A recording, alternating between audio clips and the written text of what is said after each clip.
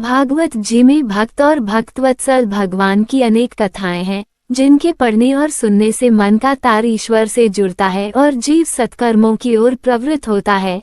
कर्मफल पर उसका विश्वास बढ़ता है और व्यक्ति सच्चे अर्थों में आस्तिक बन जाता है। इन्हीं कथाओं में एक कथा भगवान के महान भक्त और कन्हैया के मित्र सुदामा जी की है।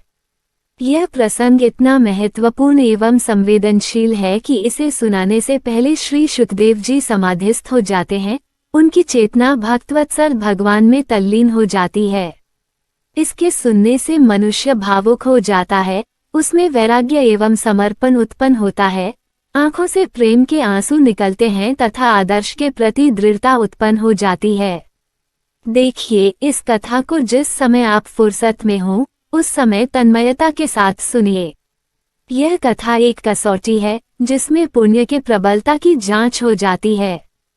कथा सुनते वक्त यदि आप रोमांचित होते हैं, आपके आंखों से आंसू के 2 बूंद टपकते हैं, आपको ईश्वर की महानता का भान होता है, आपकी चेतना स्पंदित होती है, तो समझ जाए आप में पुण्य की प्रबलता है। बस थोड़े और प्रयास की आवश्यकता है। कथा सुनने के बाद भी यदि आप रोमांचित नहीं होते, तो समझिए कि अभी सत्संग एवं सत्कर्मों की आवश्यकता है। इस जांच से हम सजग हो सकते हैं और तदनुसार कार्य कर अपने मानव जीवन को सफल कर सकते हैं तथा मृत्यु भय से मुक्त हो सकते हैं। आइए, अब हम इस प्रसंग का श्रवण करें। श्री सुखदेव जी भागवत सुना रहे हैं और महाराज परीक्षित सुन रहे हैं। बीच बीच में शंका समाधान का सिलसिला भी जारी है।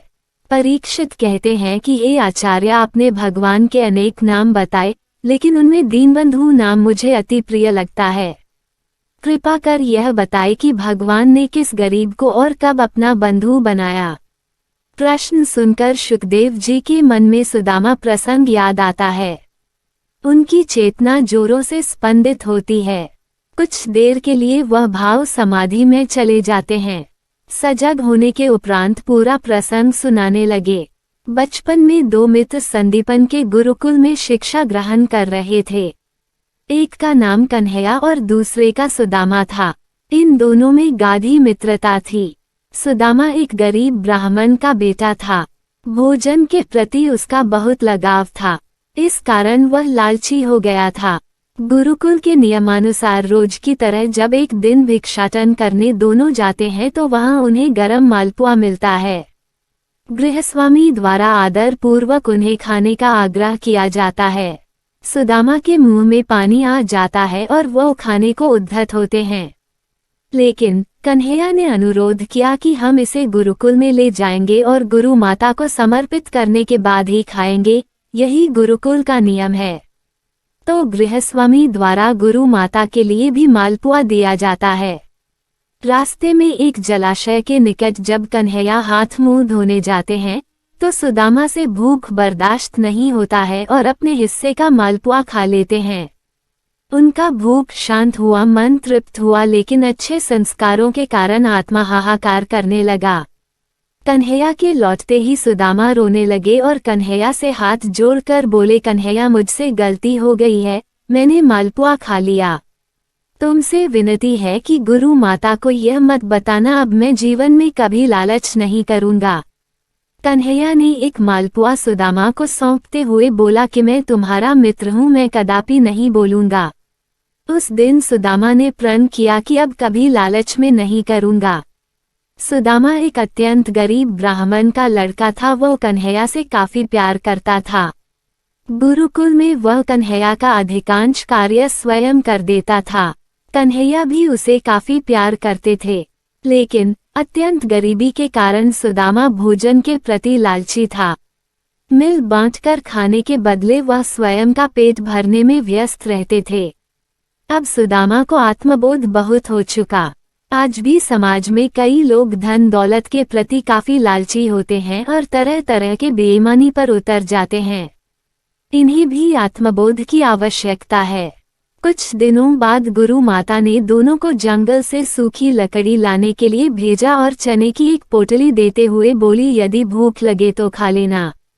जब वह जंगल पहुंचे तो घनघोर बारिश होने लगी। फिर शाम और रात हो गई। अब जब कन्हैया ने गुरु माता द्वारा दिया गया चना मांगा तो सुदामा बोले कि चना रास्ते में ही गिर गया। जब कन्हैया सो गए तो सुदामा ने सारा चना खुद खा लिया। यहाँ भावना न लालच का है, न मित्र से बेईमानी का, बल्कि सुदामा ने भिक्षाटन के दौरान गांव में सुन रखा था कि दरिद्र बुढ़िया द्वारा शापित चना की पोटली आश्रम में फेंककर चोर भाग निकले थे। हो ना हो कहीं यह वही चना तो नहीं। मैं तो जनजात निर्धन हूँ, यदि मेरा मित्र यह चना खाएगा तो वह भी निर्धन हो जाएगा। अपने मित्र के प्रति ऐसे त्यागपूर्ण भाव के कारण सुदामा चना खुद खा गए और कन्हैया से बोल दिए कि चना कीचड़ में गिर गया। असली कारण प्रकट नहीं किया। यह मित्रता का अनुपम उदाहरण था। बचपन के ये दो मित्र गुरुकुल से विदा होने के बाद अलग अलग राह पर चल पड़े। कन्हैया मथुरा और उसके बाद द्वारिकाधीश बन गया तथा श्री कृष्णचंद्र के नाम से विश्वविख्यात हुआ। सुदामा घर गृहस्थी बसा करके भगवान का परम भक्त बन गया। कृष्ण ईश्वर के ही रूप हैं, लेकिन यह बात सिर्फ कुछ जानी ही जानते थे। भक्तों को भी यह बात हृदयगम नहीं था। श्री कृष्ण ने कई बार अपना विराट स्वरूप भी दिखाया। पद के नीचे पाताल देख, मुट्ठी में तीनों काल देख, मेरा स्वरूप विकराल देख। फिर भी अज्ञानियों को बोध नहीं हुआ। सुदामा जी भगवान के परम भक्त थे, परंतु वे भी यह नहीं समझते थे कि मेरा मित्र कन्हैया ही ईश्वर है। सुदामा की पत्नी सुशीला को घर की चिंता लगी रहती थी, घर की आवश्यकताओं से चिंतित रहती थी। दोनों का जीवन किसी तरह से चल रहा था। सुदामा जी के जीवन यापन का एकमात्र आसरा था खेतों में कटाई के बाद गिरे हुए दानों को बीनकर गुजारा करना। जाता सुदामा जी का नियम था सुबह से शाम तक हरि भजन करना, खेतों में जाकर शिलावृत्ति करना। एक बार कई दिनों तक घर में अन्न का एक दाना भी नहीं रहा। कभी जल पीकर, कभी कुछ प्राकृतिक फल को खाकर गुजारा कर रहे थे। एक दिन चक्रधार नाम का एक ब्राह्मण आता है और सुदामा जी से कहता है, आप मेरे साथ राजा के दरबार में चलिए, मैं वही उनकी प्रशंसागान करता हूँ। आप भी थोड़ा प्रशंसा कर दीजिएगा और भरपूर धन्य धान्य पाएगा। पहले तो सुदामा जी साफ साफ मना कर दो देते हैं कि राजा अहंकारी है, मैं तो सिर्फ भगवान का गुणगान करता हूँ। लेकिन बाद में पत्नी के हठ के कारण वे राज दरबार गए। चक्रधर ने प्रशंसागान किया और भरपूर इनाम पाया। सुदामा जी ईश्वर का गुणगान किए और राजा को धिक्कार लगाए। राजा बड़ा क्रोधित हुआ और सैनिकों से धक्के मरवाकर बाहर फेंकवा दिया। अंग अंग से रुधिर की धारा बहने लगी। कराहते सुदामा जब वो घर आए तो पत्नी रोने लगी और तेल लेकर घाव में लगाने लगी। सुदामा जी ने मना कर दिया, तेल इस घाव में लगा दोगे तो रात्रि में दीपक कैसे जलेगा। रात्रि में भगवान स्वयं आकर सुदामा जी की पीठ पर हाथ फेरा और थोड़ा सा मक्खन लगा छोड़ दिया। सवेरे सुदामा जी की नींद खुली तो न कहीं कोई घाव था न कहीं कोई पीड़ा। मक्खन का निशान देख उनके आंखों से आंसू निकल आए। ऐसा होता है भक्त और भगवान का रिश्ता। बोलिए भक्त और भगवान की जय। राजा द्वारा प्रताड़ित किए जाने के बाद अब सुदामा जी अपने आप को पत्नी के सामने काफी अपमानित महसूस कर रहे थे। एक रात्रि में सुदामा जी लेटे हैं। सुशीला उनके पैरों को दबा रही है। अपमान की गूंज को कम करने के लिए आज अचानक सुदामा जी अपनी और अपने बचपन के सखा की कथा अपनी पत्नी को बताने लगे। कहते हैं, प्रिय, जब हम बचपन में पते थे तो मेरी मित्रता एक राजकुमार से हुई। वो इतने बड़े घर के राजकुमार और मैं एक गरीब ब्राह्मण, लेकिन उन्होंने कभी मुझे गरीब होने का एहसास नहीं होने दिया। गुरु जी जो भी कार्य करने के लिए कहते वे मेरे हिस्से का भी कार्य कर देते थे। तुम जानती हो वो कन्हैया आजकल द्वारिकाधीश बने हैं।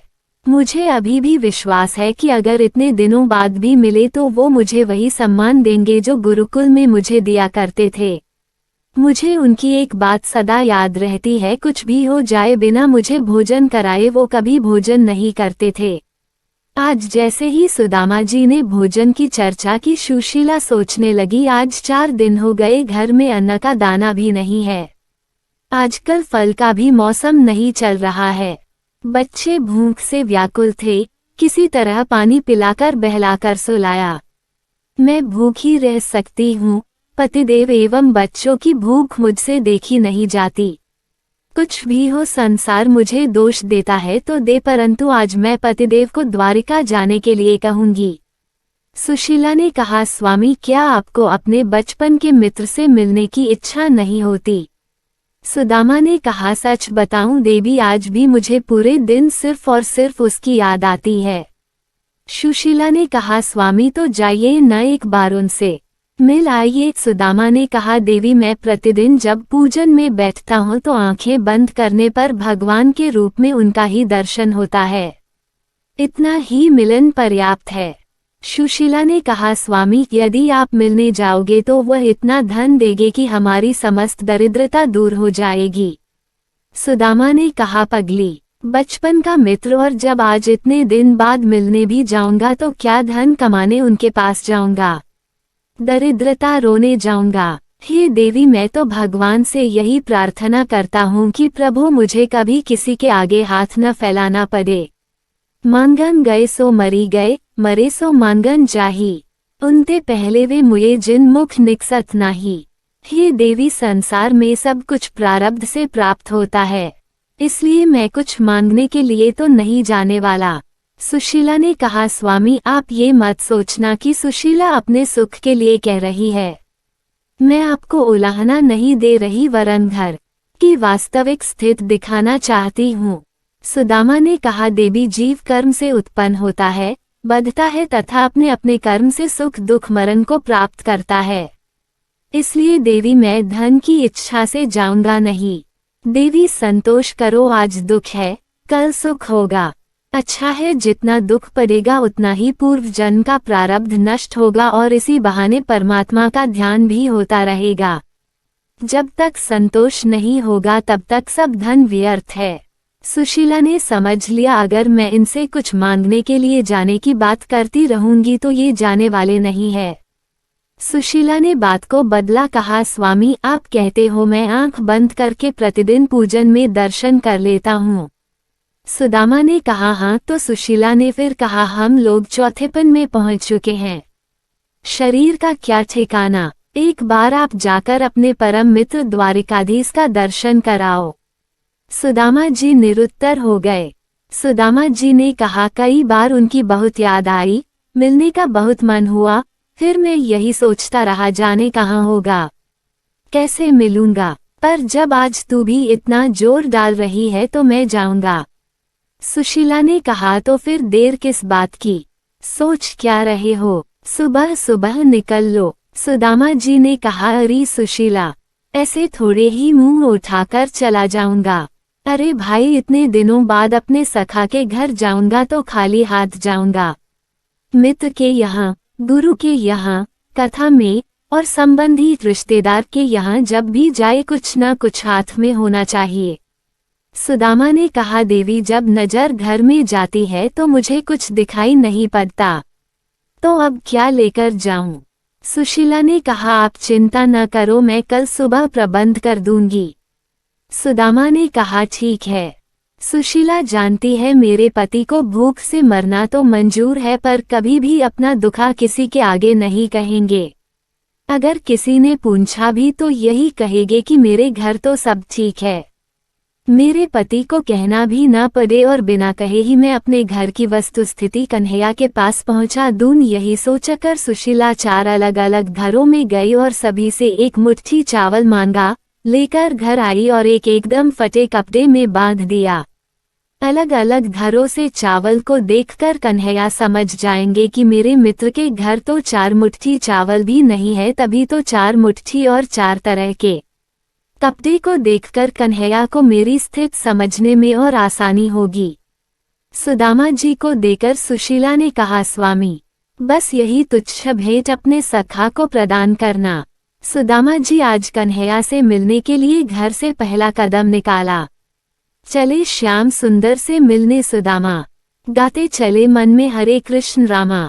चले श्याम सुंदर से मिलने सुदामा, गाते चले मन में हरे कृष्ण रामा। शरीर पर वस्त्र के नाम पर एक फटी पुरानी धोती है जिससे वे जबरन अपने शरीर को ढके हुए है। हाथ में एक छड़ी है और कांख में वही सुशीला जी का दिया हुआ भेंट। शरीर हड्डियों का ढांचा। इस शारीरिक संरचना के साथ सुदामा जी कितना चल सकते हैं आप कल्पना करिए। रास्ते की जानकारी नहीं। जाना है द्वारिकापुरी, रास्ता पकड़ लिया उल्टा। अतिशय ठंड के कारण उनका शरीर कांप रहा है। 7 दिनों के भूखे सुदामा 2 मील चलते ही थक गए। वे सोचते जाते हैं द्वारिकानाथ के दर्शन होंगे भी या नहीं।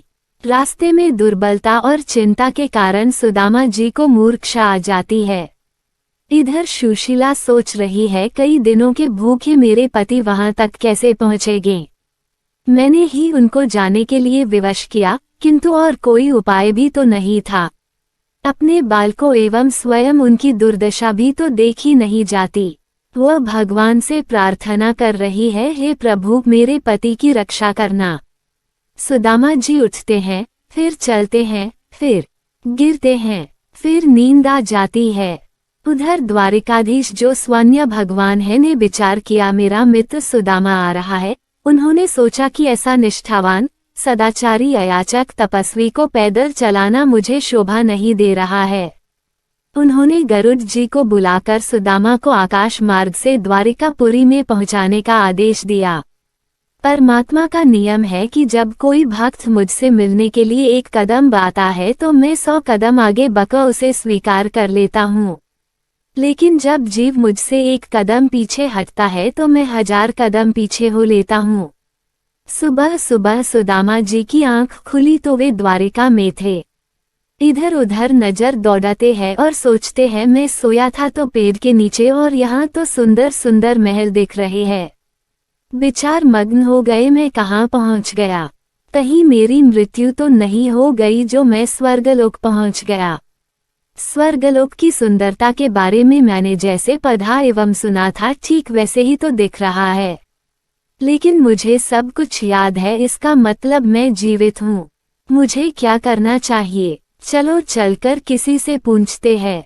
सुदामा जी इधर उधर नजर दौड़ाए, कोई दिखा नहीं। इतने में सामने से 2 पहरेदार आते दिखाई दिए। सुदामा जी ने उन्हें पुकारा, भैया जरा इधर आना। पहरेदार सुदामा के पास आए। सुदामा जी ने पहरेदार से पूछा, भैया ये कौन सी नगरी है? मुझे द्वारिकापुरी जाना है, कृपया मार्गदर्शन करावे। पहरेदार हंसते हुए बोला, बाबा आप द्वारिका में ही खड़े हो। सुदामा आश्चर्यचकित, अरे भैया इतना जल्दी आ गए। भैया अगर ये द्वारिका है तो बताओ मेरा मित्र कन्हैया कहाँ मिलेगा? पहरेदार ने पूछा, ये कौन है? पूरा पता बताओ। सुदामा जी घबराए, तू कन्हैया को नहीं जानता? अरे भैया ये तो हमारे बचपन की बात है, हम उन्हें कन्हैया ही कहते थे। वैसे उनका पूरा नाम श्री कृष्ण चंद्र है और वे यहाँ के स्वामी है। पहरेदार तो नाम सुनते ही चौंक पड़े। तुम हमारे महाराज का नाम ले रहे हो? अरे बाबा उनका नाम लेने के पहले पता है कितने विशेषण लगाए जाते हैं। सर्वेश्वर, सर्वत्र स्वतंत्र, दीनबंधु, दीनानाथ, राजाधिराज, गोविप्र पालक, विश्वबंध्या, द्वारिकाधीश भगवान श्री कृष्ण। बाबा तुम न जाने ये कैसा विचित्र नाम बोल रहे हो। ये तो हमने पहली बार सुना। सुदामा जी इतने लंबे चौड़े विशेषण सुनकर चक्कर में पड़ गए। भैया उसने इतना लंबा चौड़ा नाम रख लिया। अच्छा अगर आप जान गए हो तो मुझे बताइए उनका महल कहाँ है? वे कहाँ मिलेंगे? पहरेदार ने कहा, महाराज उनके बारे में क्या पूछना। अरे चले जाइए, बड़े बड़े विशाल भवन जितने तुम्हें दिख रहे हैं वो सब उन्हीं के हैं। पहरेदार से पता पूछकर सुदामा जी महल के दरवाजे पर पहुँचे। वहां पर 2 द्वारपाल खड़े थे। सुदामा जी उनके पास पहुँचे और कहा, भैया मुझे अपने मित्र और तुम्हारे महाराज से मिलना है, कृपया मुझे उनसे मिलवा दो। द्वारपालों ने मन ही मन सोचा, यह फटेहाल ब्राह्मण और महाराज का मित्र। भगवान की लीला भगवान ही जाने। द्वारपाल ने आश्चर्य से पूछा, आप हमारे महाराज के सखा हो? सुदामा जी ने कहा, हाँ बचपन के। द्वारपाल ने सोचा भगवान की लीला कुछ समझ में तो आती नहीं। तब कौन किस रूप में चला आवे, देखने में तो लग नहीं रहे हैं। तरका के देखता हूँ, शायद कुछ लेने आए होगे। इन्हें कोषागार से धन दिलाकर विदा कर देता हूँ, अगर नहीं मानेंगे तो देखा जाएगा। द्वारपालों ने कहा, महाराज आप अभी तो महाराज से नहीं मिल सकते। सुदामा ने कहा, क्यों? द्वारपालों ने कहा, यह समय महाराज के विश्राम का है। परंतु आप चिंतित मत होइए, मेरे महाराज का आदेश है, कोई भी ब्राह्मण, यति, सन्यासी, भिक्षुक द्वार से खाली नहीं जाना चाहिए। आपको जिस वस्तु की आकांक्षा हो आप निसंकोच कहिए, वो मैं आपको दिला दूंगा। सुदामा जी ने कहा, भैया धन की इच्छा नहीं है, एक अभिलाषा मन में शेष है, कृष्ण कन्हैया से मिलने की। द्वारपालों ने देखा कि ब्राह्मण देवता मान नहीं रहे हैं तो कहा, बाबा आप यहीं ठहरो, हम जाकर अंदर की वस्तुस्थिति देखते हैं। मैं उनसे पूछकर आपको उनसे मिलवाता हूँ। बाबा अपना नाम तो बता दीजिए। सुदामा जी ने कहा, भैया जाकर अपने महाराज से कह देना तुम्हारे बचपन का सखा सुदामा तुमसे मिलने आया है। द्वारपाल सुदामा को दरवाजे पर बैठा कर महल के भीतर गया। द्वारपाल पहुंचा और हाथ जोड़कर कहता है, महाराज आराम में व्यवधान डालने के लिए क्षमा प्रार्थी हूँ। भगवान कृष्ण ने कहा, आखिर बात क्या है? कौन सी ऐसी मजबूरी थी जो तुमको आना पड़ा? द्वारपाल कहता है, महाराज इस दास को सेवा करते करते वर्षों बीत गए और इंद्रादिक देवताओं की अगवानी की है, परंतु महाराज आज जो विभूति आपके दरवाजे पर खड़ी है और वह आपको अपना सखा भी बता रहा है, ऐसे भी आपके कोई मित्र हो सकते हैं, ये मेरे स्वप्न में भी नहीं था। भगवान कहते हैं, ऐसा कौन है भाई? द्वारपाल कहता है, सरकार यही तो समझ में नहीं आता कि वह कौन है। द्वारपाल कहता है, महाराज आज आपके दरवाजे पर एक ऐसा विचित्र व्यक्ति आया है जिसके सिर पर न तो पगड़ी है और न ही तन पर वस्त्र। एक धोती जरूर पहना है, पर पता नहीं उसने धोती पहना है या धोती ने उसे पहना है। वह धोती इतनी फटी है कि जबरन अपने लाज को छुपाया है। महाराज पैर भी एकदम खाली है। वह कहाँ से आया है यह भी पता नहीं। उसके शरीर की संरचना ऐसी है कि एक बालक भी उनके शरीर की हड्डियों की गिनती कर सकता है। जनेऊ एवं चंदन उसके ब्राह्मण होने की तरफ इशारा कर रहा है। वो एकदम व्यथित दिख रहा है, बार बार एक ही शब्द बोल रहा है, मुझे मेरे मित्र से मिला दो। भगवान कृष्ण सचेत हो गए। अरे द्वारपाल उससे नाम नहीं पूछा, महाराज वह अपना नाम सुदामा बता रहा है। द्वारपाल के मुख से सुशब्द निकला था। दामा निकलने के पहले भगवान कृष्ण कूद पड़े। किसी रानी के पैर लगा पीताम्बर कहीं गिरा, नंगे पैर दरवाजे की तरफ भागे। परमात्मा का नियम है, जब भी वे अपने भक्त से मिलने जाते हैं तो नंगे पैर ही जाते हैं, चाहे विदुर के घर जाना हो, चाहे शबरी से मिलने गए, चाहे ग्रह से गज को बचाने गए, और आज सुदामा से मिलने के लिए जा रहे हैं। भगवान दोनों भुजाएं फैलाए सुदामा सुदामा पुकारते दरवाजे को भागते चले गए। सारी सभा सावधान हो गई। ऐसा कौन भाग्यशाली दरवाजे पर आया है जिसके नाम पर इतने उतावले आतुर होकर गोविंद जा रहे हैं? अरे इस दरबार में ब्रह्मादिक देवताओं को भी आते देखा है, पर आज तक जो आए उन्होंने अपना सिर झुकाया, मुकुट नवाया, पर इतनी आतुरता भगवान में कभी दिखाई नहीं दी। रुक्मणी आदि रानियां, उद्धव जी, सभी सभासद पीछे पीछे। भगवान दौड़े दौड़े गिरते पड़ते साथ डयोरी पार करके दरवाजे पर पहुंच गए।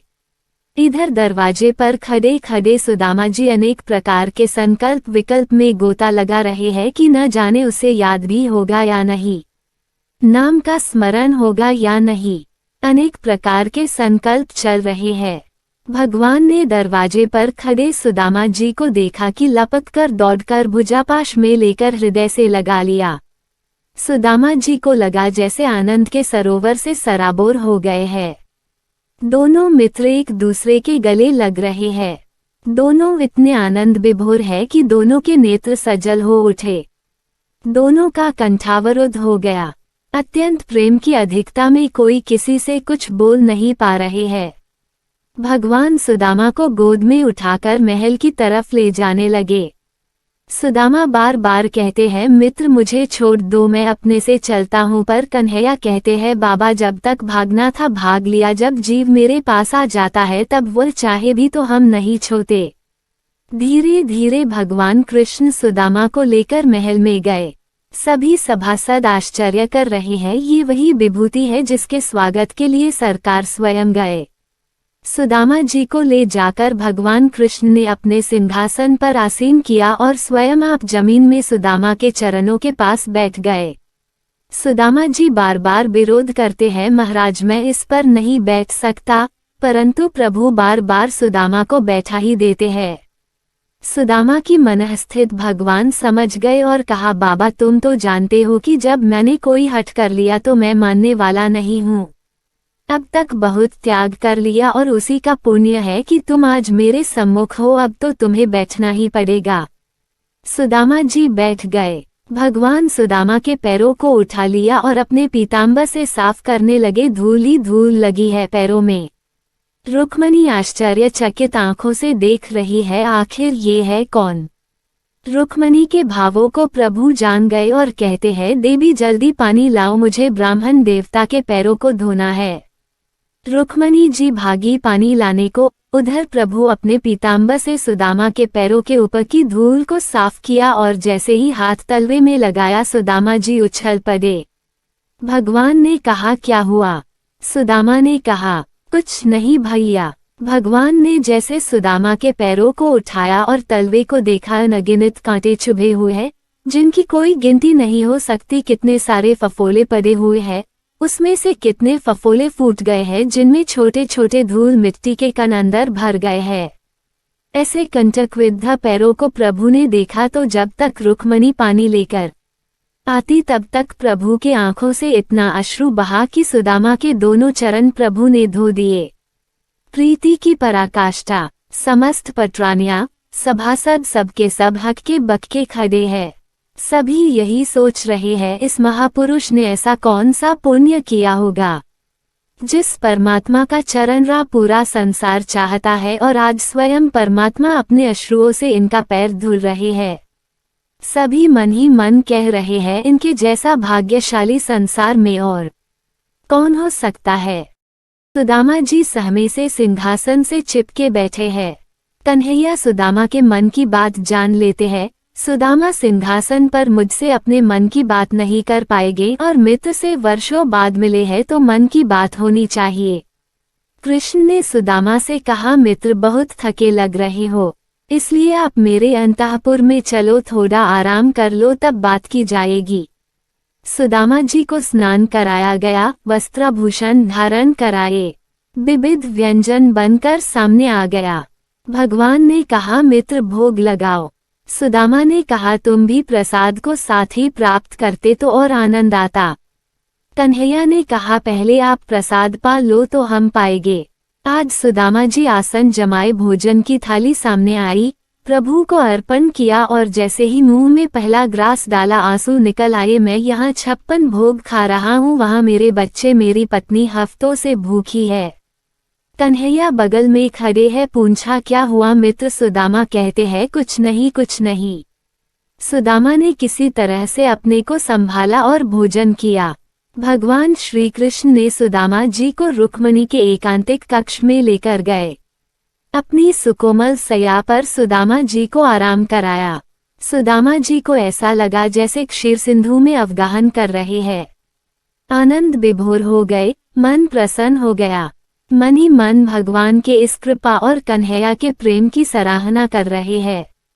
वह मित्र इतना वैभव प्राप्त करने के बाद भी तुम्हारे व्यवहार में कोई परिवर्तन नहीं हुआ। सुदामा जी जब सैया पर लेट गए तो कन्हैया स्वयं उनके पैरों को दबाने लगे। सुदामा बारंबार रोकते हैं पर गोविंद कहाँ मानने वाले हैं। भगवान कहते हैं मैं आज भी सेवा करने को तैयार हूँ, पर कोई सुदामा बनकर के तो दिखे।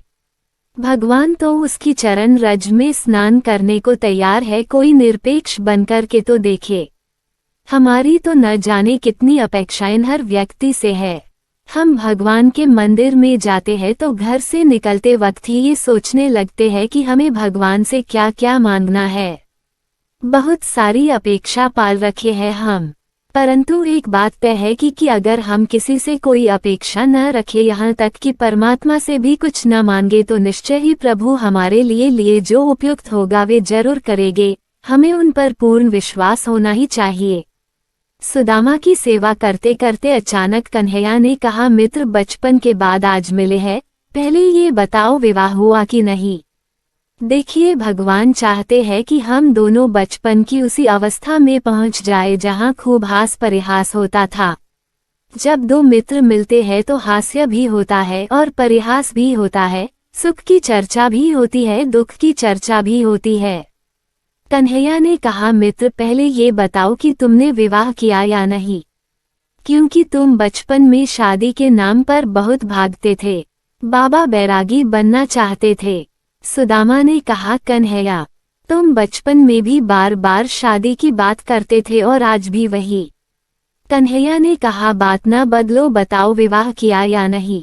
सुदामा ने कहा, हाँ मित्र, विवाह न चाहते हुए भी करना पड़ा। तुम्हारी भाभी का नाम सुशीला है, भैया जैसा उनका नाम है वैसा ही काम है, मेरे सर्वथा अनुकूल रहती है। कन्हैया ने चुटकी ली, मित्र विवाह कर लिया और निमंत्रण भी नहीं दिया, कोई बात नहीं। सुदामा ने कहा, मित्र एक सच्ची बात कहूं, तुम्हारी भाभी ने ही मुझे यहाँ भेजा है। कन्हैया ने कहा, ओहो अहो भाग्या, माने भाभी जी मेरे बारे में सब जानती है, तुमने बताया होगा। भाभी ने बड़ी कृपा की, लेकिन मित्र भाभी ने अगर भेजा है तुम्हें तो कुछ न कुछ उपहार मेरे लिए अवश्य भिजवाया होगा। कहाँ है, मुझे दो। सुदामा ने एक तरफ खड़ी रुक्मणी को देखा और एक तरफ कांख में दबाए चावल को। बड़े संकोच में है, क्या करूं। जब कन्हैया ने सुदामा से पूछा कि भाभी जी ने मेरे लिए क्या भेजा है, सुदामा जी सामने खड़ी रुक्मणी को देखकर पोटली कांख में छुपा लेते हैं। सुदामा ऐसा क्यों करते हैं, जब वे घर से उपहार देने के लिए लाए हैं तो संकोच का सा। मित्रों, द्वारिका के वैभव को देखकर एवं रानियों के सम्मुख मेरे मित्र का उपहास न हो, इसलिए सुदामा जी उस पोटली को छुपा रहे हैं। जब एकांत मिलेगा तो हम यह पोटली कन्हैया को दे दूंगा। अभी दूंगा तो मेरे मित्र की पत्नियां यही सोचेगी, कैसा फटीचा भिखारी इनका मित्र है, जो 4 मुट्ठी चावल भी लाया तो 4 तरीके का। यही सोचकर सुदामा जी मौन हो गए। इस मौन को कन्हैया ने तोड़ा, कहा, मित्र कुछ लाए हो तो बोलो, न लाए हो तो कोई बात नहीं। सुदामा ने कहा, सही बताऊं, जल्दी जल्दी में मैं कुछ नहीं ला पाया। भगवान मुस्कुराए, सुदामा तुम्हारे बचपन की आदत अभी तक नहीं गई। सुदामा जी हंसकर कहते हैं, कन्हैया जाने दो वो सब बचपन की बातें, विद्यार्थी जीवन का आनंद ही कुछ और होता है। सुदामा जी ने पूरी बात ही बदल दी। सुदामा जी ने बात को तो खूब घुमाया, पर कन्हैया घूम फिरकर पुनः उसी बात पर आ गए और कहा, मित्र तुम्हारी वही बचपन वाली आदतें अभी भी है। सुदामा जी ने कहा, क्या मतलब कन्हैया। कन्हैया ने कहा, तुम झूठ मत बोलो, तुम भले कुछ लाना भूल जाओ, पर तुमने कहा कि तुम्हें भाभी ने भेजा है तो मेरे लिए उपहार जरूर भेजा होगा, मेरा उपहार मुझे दो। सुदामा कहते हैं, तुम घूम फिरकर फिर भाभी पर आ गए। भैया मैंने बताया तो कि मैं जल्दी जल्दी में कुछ ला नहीं पाया, फिर मुझे काहे बार बार लज्जित कर रहे हो। भगवान ने कहा, अच्छा लगता है, तुम मेरा स्वभाव भूल गए हो। सुदामा ने कहा, तुम लाख प्रवचन करो, जब मैं कुछ लाया ही नहीं तो कहाँ से दूं। भगवान समझ गए कि ये साहस नहीं कर पा रहे हैं। कन्हैया ने कहा, तो जाने दो, जब कुछ लाए नहीं तो बात खत्म। पर मैं देख रहा हूँ कि जब से आए हो ये दाहिना हाथ कुछ मुड़ा मुड़ा दिख रहा है, हाथ में कुछ बीमारी है क्या। सुदामा ने कहा, नहीं मित्र, इतनी लंबी यात्रा करके आए हैं और हाथ में छड़ी थी, इसलिए थोड़ा दर्द कर रहा है, बाकी मैं बिल्कुल ठीक हूँ। कन्हैया ने कहा, तो अभी तक बताया क्यों नहीं, दर्द हाथ कर रहा है और मैं दबा पाँव रहा हूँ। अरे लाओ हाथ इधर दो, अभी मैं ठीक कर देता हूँ। सुदामा जी नहीं नहीं करते रहे और कन्हैया ने सुदामा के हाथों से वह चावल की पोटली खींच ली। भगवान ने मन ही मन कहा, मित्र मैं इस महाप्रसाद को बिना खाए रह नहीं सकता। जैसे ही कन्हैया ने वह पोटली खींची, कपड़ों के चित्रे में बंधा 4 रंग का चावल सामने गिर गया। फटा कपा और चावल को देखते ही गोविंद समझ गए मेरे मित्र के यहाँ सब कुशल नहीं है। भगवान ने उस बिखरे हुए चावल को देखा और आव देखा न ताव तुरंत एक मुट्ठी चावल अपने श्रीमुख में डाल लिया। भगवान ने एक मुट्ठी चावल अपने मुख में डाला और संकल्प लिया कि इस मुट्ठी चावल के बदले एक लोक के साम्राज्य का सुख प्रदान करता हूँ। दूसरी मुट्ठी चावल प्रभु ने हाथ में लिया कि रुक्मणी ने हाथ पकड़ लिया। पहले में तो संकल्प करके एक लोक की संपदा दान कर दी, पता नहीं दूसरी में कहीं मेरा ही दान न कर दे। इनका क्या भरोसा। चर्चा हो रही है। प्रत्यक्ष में रुक्मणी कहती है, प्रभु संत का लाया महाप्रसाद अकेले ही पाना चाहते हैं, महाप्रसाद तो मिल बांट कर खाना चाहिए, अकेले अकेले कैसे पा रहे हो, परिवार में सबको 2-2 दाना तो मिले। भगवान ने वह चावल एकत्रित करके रुक्मणी को दे दिया और कहा, ये महाप्रसाद सबको बांट दो। रुक्मणी प्रसाद वितरण करने हेतु गई। एकांत पाकर कन्हैया ने सुदामा जी से पूछा, घर में सब कुशल क्षेम है ना? मन ही मन सुदामा जी बोले, 1 मास द्विपक्ष में 2 एकादशी होए। मेरे तो यदुनाथ जी रोज एकादशी होए। लेकिन प्रत्यक्ष में बोले, कन्हैया सब कुछ ठीक है। यह सुदामा के मनोदशा का अंतर्द्वंद है, लेकिन विजय आदर्श का ही होता है। कन्हैया तो अंतर्यामी हैं, असल बात समझ गए हैं और मन ही मन उन्होंने भी कहा कि होनी थी सो हो गई, पर अब ऐसी होए। सुदामा तेरे भवन में नित्य द्वादशी होए। वाह प्रभु, तुम्हें जो देना था दे दिया और लेने वाले को पता भी नहीं चला कि किसने दिया। तुम्हें देते नहीं देखा, परंतु झोली भरी देखी। भगवान ने सुदामा को सब कुछ दे दिया, परंतु सुदामा को तो पता नहीं। भगवान अंतर्धान होते हैं और विश्वकर्मा को आदेश देते हैं, सुदामा के महल को मेरे महल के समान बनाया जाए और धन धान्य से परिपूर्ण किया जाए। आज्ञा पाकर विश्वकर्मा तुरंत पालन करते हैं। भगवान जिसे देते हैं उसे पता नहीं चलता कि किसने दिया। कन्हैया को चिंतित देख सुदामा जी ने प्रसंग बदल दिया। अरे कन्हैया, तुम अपना कुछ बताओ, जब से मैं आया हूँ मेरी ही पूछे जा रहे हो, अपनी भी कुछ बताओ। कन्हैया ने कहा, पूछ। सुदामा ने कहा, वैसे भी बिना पूछे तू कुछ बताने वाला भी नहीं। अच्छा ये बताओ, तुमने शादी किया? भगवान ने कहा, ओहो अब बताए क्या, सीधे सीधे मिलवा ही देते हैं। सुदामा ने कहा, वाह ये तो और अच्छी बात है। भगवान ने रुक्मणी को बुलाया और कहा, घर में सबको सूचना दे दो कि आकर के ब्राह्मण देवता से आशीर्वाद ले ले। रुक्मणी जी ने संदेशा भिजवा दिया। सुदामा जी ने आसन लगाया। रुक्मणी जी आई, प्रणाम किया। सुदामा जी ने हाथ उठाकर आशीर्वाद दिया। रुक्मणी गई, सत्यभामा आई, महाराज प्रणाम। सुदामा जी आश्चर्य से कन्हैया की ओर देखकर पूछते हैं, भैया ये कौन? भगवान हंसकर बोले, बाबा ये भी हमारी धर्मपत्नी है। सुदामा ने कहा, वो हो बड़े ठाठ है, 2-2 विवाह। सत्यभामा गई, जाम्बवंती आ गई, महाराज प्रणाम। सुदामा ने फिर कन्हैया की तरफ देखा, ये कौन? भगवान ने कहा, बार बार मत पूछ, अभी यहाँ जो आए सब वही है। सुदामा ने कहा, तो कितनी है, 10-20 है क्या? भगवान ने कहा, मित्र अब गिनती का क्या करोगे, अब सब सामने आ रही है, स्वयं गिन लेना। सुदामा ने सोचा 10-20 होगी, और कितनी होगी आने दो, पर देखते हैं तो पूरब पश्चिम उत्तर दक्षिण चारों तरफ से लंबी लंबी लाइन 100-200 हुई। तब तक सुदामा जी का गला सूखने लगा। 500 तक पहुँचते पहुँचते सुदामा जी थक गए। कहा, कन्हैया अभी और कितनी है? कन्हैया ने कहा, अभी तो शुरुआत है, कुल मिलाकर 16,108 है। सुदामा ने कहा, तब तो आशीर्वाद देते देते राम नाम सत्य हो जाएगा। ये कन्हैया, सबकी जगह तू ही आ जा और मुझे प्रणाम कर ले, सबको एक साथ आशीर्वाद मिल जाएगा। कन्हैया ने कहा, हाँ ये ठीक है। मित्रों, भगवान ने सुदामा को प्रणाम किया और सुदामा जी ने मुक्तकंठ से सभी को एक साथ आशीर्वाद दे दिया। सुदामा ने कहा, मित्र एक बात बताओ, मैंने तो एक विवाह किया और आपको निमंत्रण नहीं दे पाया, तो आते ही उलाहना। आपने तो इतने विवाह किए, एक में भी मित्र की याद नहीं आई। कन्हैया ने कहा, क्या बताऊं मित्र, सब में सीधा विवाह हुआ, कहीं लड़कर लाना पड़ा, कहीं छुड़ाकर लाना पड़ा। क्या बताऊं, देवियों की लाइन लग गई, परंतु द्वारिका वाले बारात जाने को तरस गए। सुनकर सुदामा जी बड़े प्रसन्न हुए और कहा, मित्र अब मुझे घर जाने की आज्ञा दो। सुदामा जी ने अपने दरिद्रता की बात भगवान से नहीं बताई, सो भगवान ने भी ऐश्वर्यदान की बात सुदामा को नहीं बताई। सुदामा अगले दिन गांव लौटने की तैयारी करने लगे। सुदामा ने कहा, मित्र हम अब घर जाएंगे। कन्हैया ने कहा, मित्र 2-4 दिन और रुक जाते। सुदामा ने कहा, नहीं मित्र, तुम्हारी भाभी मेरी प्रतीक्षा में होगी। उसका नियम है कि जब तक मैं भोजन नहीं करता तब तक वह नहीं करती। मैं जितने दिन घर से बाहर रहूंगा उतने दिन वो व्रत रखती है।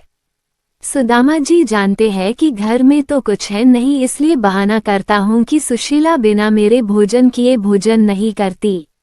इधर भगवान भी जानते हैं कि सुशीला सारा वैभव पाकर भी व्रत लिए बैठी है कि जब तक पति का मुख नहीं देख लूंगी भोजन तो क्या पानी भी नहीं लूंगी। भगवान ने सोचा, यदि मैं सुदामा को रुकने का जिद करूंगा तो मैं नाराज न हूं, इसलिए ये रुक जाएंगे।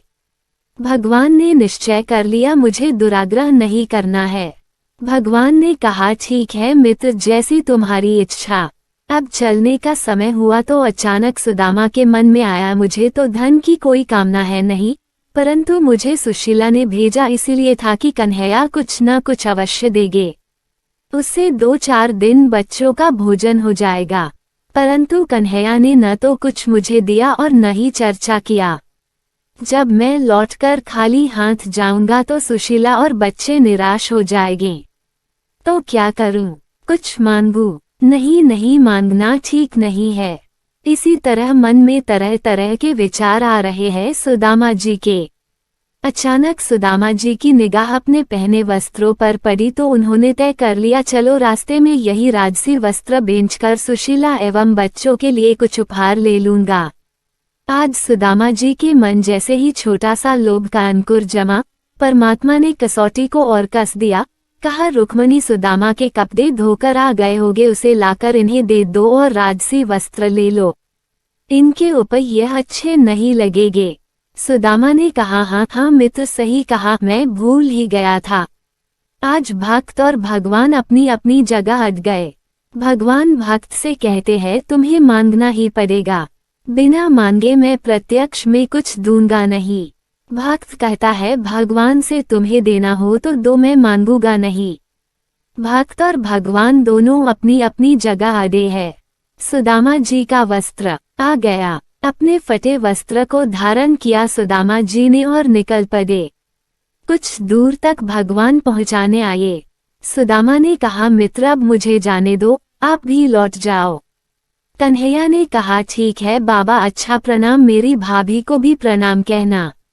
सुदामा जी चल पड़े। प्रत्यक्ष में भगवान ने विदाई दक्षिणा भी नहीं दिया। अब चलते चलते सुदामा जी सोच रहे हैं।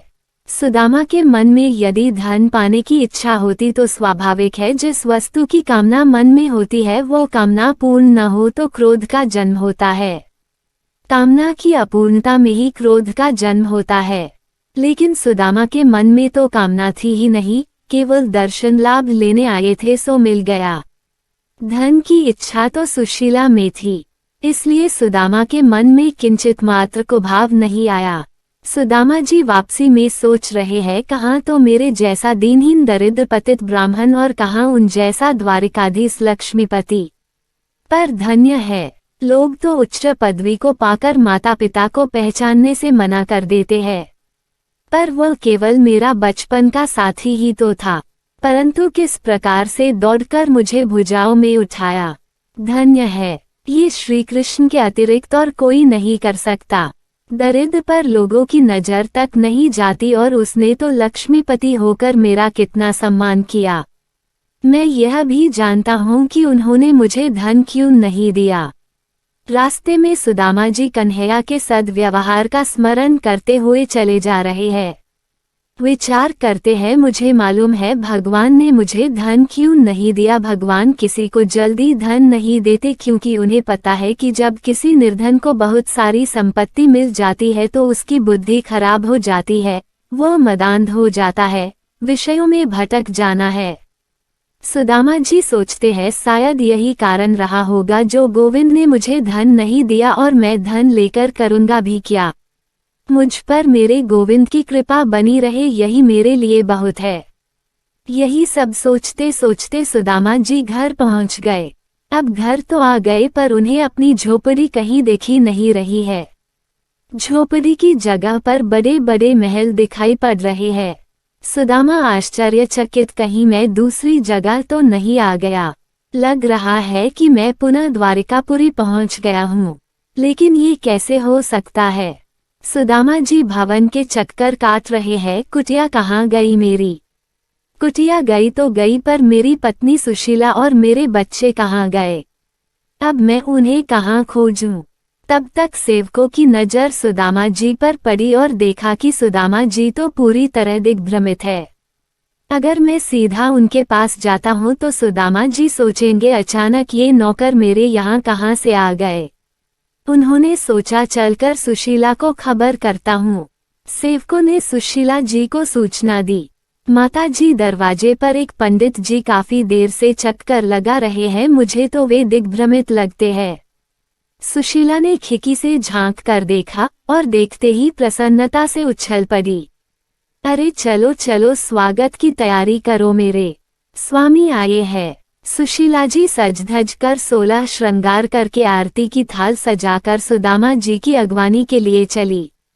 सुशीला के साथ साथ सेवक सेविकाएं सुदामा महाराज की जय का उद्घोष करते चले। सुदामा जी ने जब अपने नाम का जय जयकार सुना तो और घबरा गए। लगता है उधर मैं द्वारिका गया और इधर किसी सुदामा नाम के राजा ने मेरी झोपड़ी उजाड़कर अपना महल बना लिया। पर ये देवी कौन है? सुदामा जी जाकर के एक कोने में खड़े हो गए। अचानक सुशीला जी सुदामा जी के सामने खड़ी होकर आरती की थाल घुमाने लगी। सुदामा जी ने पूछा, देवी तुम कौन हो और मेरी आरती क्यों कर रही हो? सुशीला ने कहा, वाह महाराज, मित्र से मिलकर पत्नी को ही भूल गए। जैसे ही सुदामा के कान में सुशीला के शब्द पड़े और अपनी नजर उनके मुखमंडल पर डाली, सुदामा आश्चर्यचकित, अरे सुशीला, तुम्हारे पास इतनी सुंदर साड़ी गहने कहाँ से आए? ये महल नौकर चाकर सब कैसे? सुशीला हंसने लगी, वाह महाराज, तो तुम्हारे मित्र ने तुम्हें कुछ बताया नहीं? ये सब चमत्कार सब तुम्हारे मित्र द्वारिकाधीश ने ही किया है। अब सुदामा जी के समझ में आया, अरे सुशीला, मेरा कन्हैया तो वास्तव में भगवान है, घनश्याम है। आकाश के मेघ का भी नाम घनश्याम है। दोनों अपनी कृपा बरसाते रहते हैं, पर ये कभी नहीं सोचते कि जो मैं कृपा कर रहा हूँ वो कोई जाने। प्रशंसा के लिए उनकी कृपा नहीं मिलती। भगवान की कृपा दृष्टि तो हो रही है, जो आत्मसमीक्षक है वह तो जान लेते हैं, पर अज्ञान की तंद्रा में सोए हुए जीव उस कृपा दृष्टि का अनुभव नहीं कर पाते।